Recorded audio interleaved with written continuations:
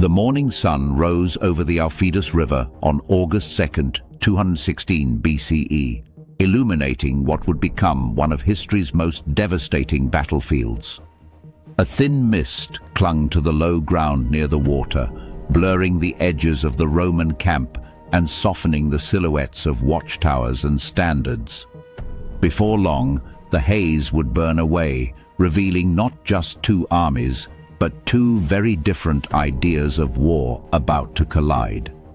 Hannibal Barca, the Carthaginian general who had crossed the Alps and terrorized Italy for 2 years, surveyed the terrain with practiced calm.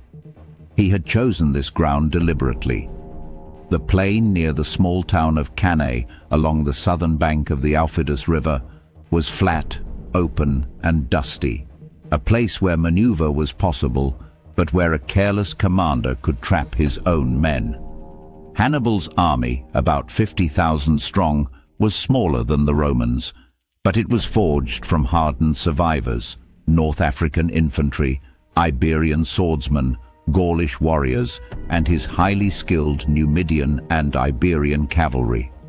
Many of them had marched with him for years, from Spain to the Alps and down into Italy, surviving brutal winters, ambushes, and constant skirmishes. They trusted him with an almost personal loyalty. Across the field, the Roman consuls Lucius Aemilius Paulus and Gaius Terentius Varro commanded an enormous force, around 80,000 infantry and some 6,000 cavalry, depending on the ancient source.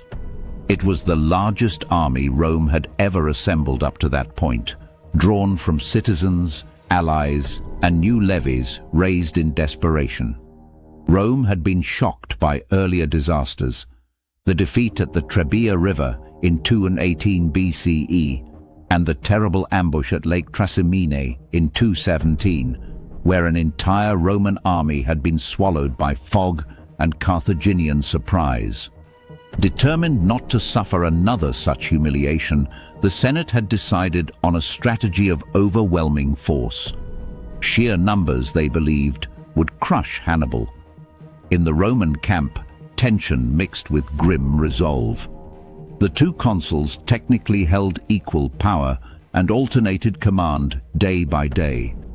Paulus was the more cautious of the two, wary of Hannibal's reputation for trickery.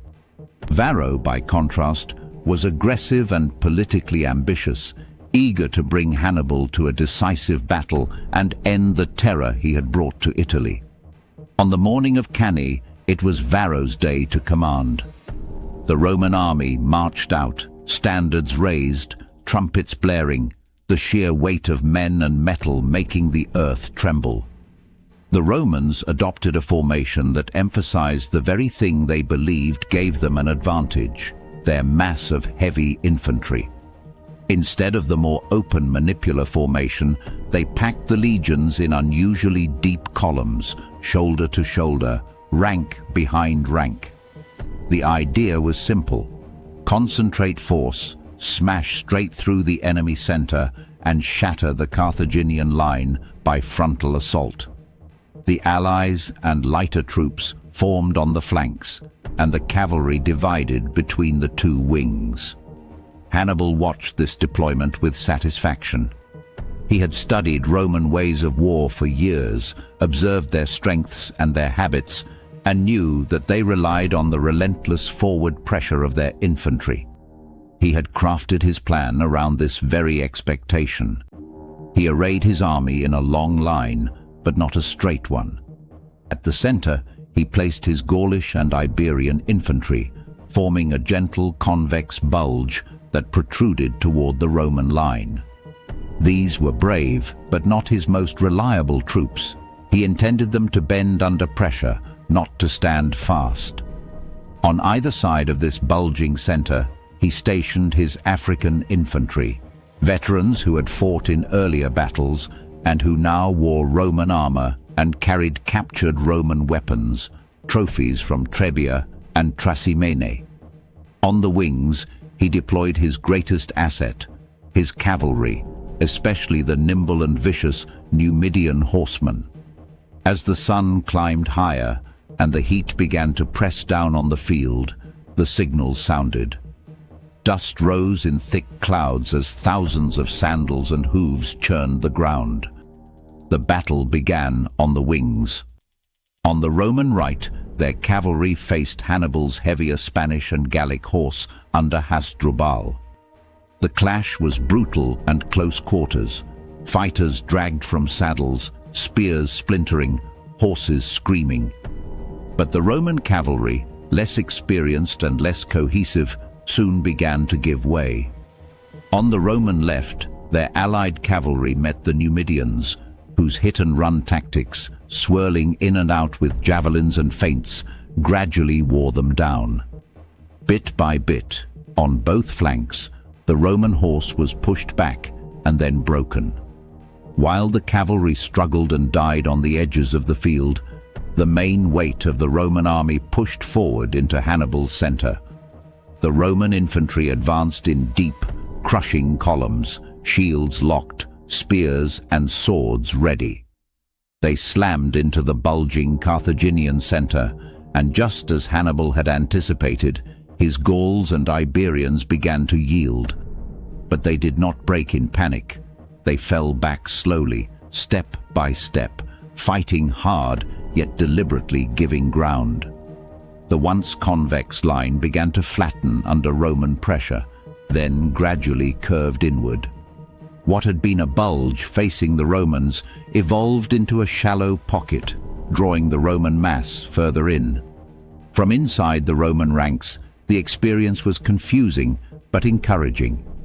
The enemy seemed to be retreating.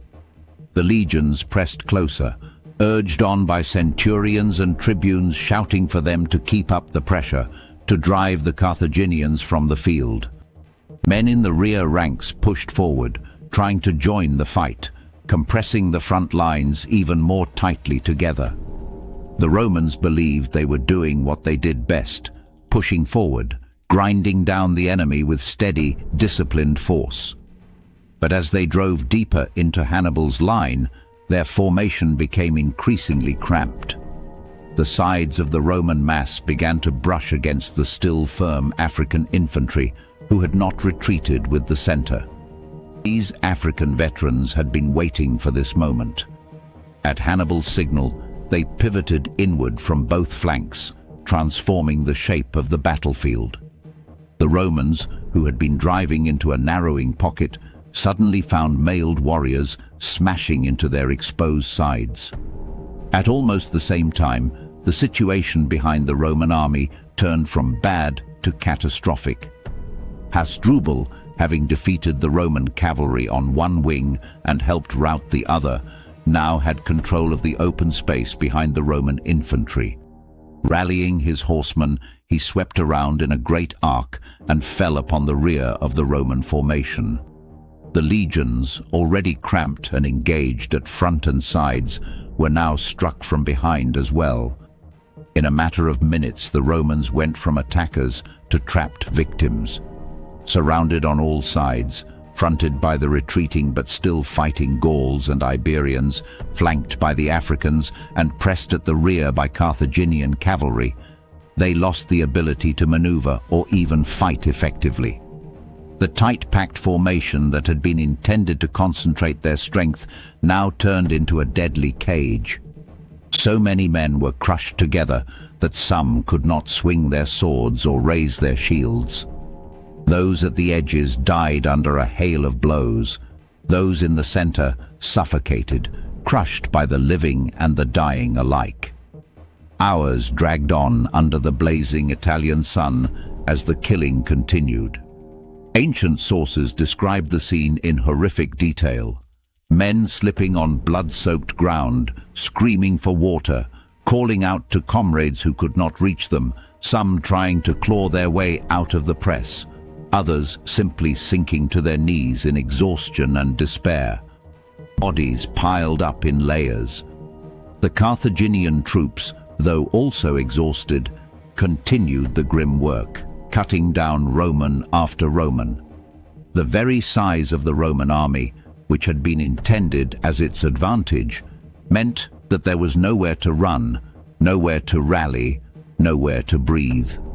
Consul Lucius Aemilius Paulus, wounded but still fighting, is said to have refused to flee, choosing instead to die amid the soldiers he commanded.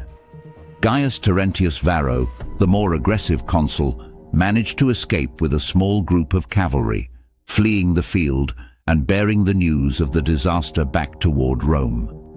When the sun finally began to sink and the Carthaginian soldiers laid down their weapons, the field of Cannae was a landscape of corpses and debris, shields shattered, standards overturned, helmets and broken weapons scattered among thousands of dead and dying men. The toll was staggering. Of roughly 80,000 Romans and allies who had entered the battle, perhaps 50,000 to 70,000 were killed in a single day, depending on which ancient account one follows. Tens of thousands more were captured. In contrast, Hannibal's losses were comparatively light, perhaps around 6,000 men. It was not simply a defeat, it was a near-total annihilation of a Roman army, a level of destruction that shocked even those accustomed to the brutal arithmetic of ancient warfare. News of the disaster eventually reached Rome, and with it came fear, grief, and disbelief. Many expected the city to fall into chaos, perhaps even to surrender. But the Roman response, though deeply shaken, revealed something fundamental about their society. The Senate forbade public displays of excessive mourning, fearing that despair would spread. New legions were raised, even drawing on slaves who were promised freedom for their service. Officers who had survived were interrogated but not allowed to sink into self-pity. The message was clear. Rome would not negotiate with Hannibal, not now, not after Cannae, not ever. They would fight on, whatever the cost. For Hannibal, Cannae was the masterpiece of his career, a battle in which he turned inferior numbers into a decisive advantage through superior strategy and tactical brilliance. Military leaders centuries later, such as Frederick the Great, Napoleon, and modern generals, would study Cannae as the classic example of a double envelopment maneuver, a perfect illustration of how to destroy an enemy army not just by beating it, but by completely encircling and annihilating it. Yet Cannae also revealed a profound truth about war. Even the most brilliant battlefield victory cannot guarantee ultimate success if it does not break the enemy's will. Despite suffering one of the greatest military catastrophes in its history, Rome refused to yield. In the years that followed, Roman commanders avoided pitched battles with Hannibal, adopting a more cautious strategy of attrition. They targeted his allies, cut his supply lines, and slowly eroded his position in Italy. Eventually, under the leadership of Scipio Africanus, Rome carried the war to North Africa itself, forcing Carthage to recall Hannibal from Italy and face a final decisive defeat at the Battle of Zama in 202 BCE. The Battle of Cannae thus stands as both Hannibal's greatest triumph and a turning point that showcased the resilience of Rome. On that scorching day beside the Aufidus River, one man's tactical genius destroyed an army so thoroughly that its memory has echoed for more than 2,000 years. Yet the state that suffered that blow endured, adapted, and ultimately prevailed. Cannae became a symbol not only of annihilation on the battlefield, but of how a determined people can survive even their darkest hour and continue the fight.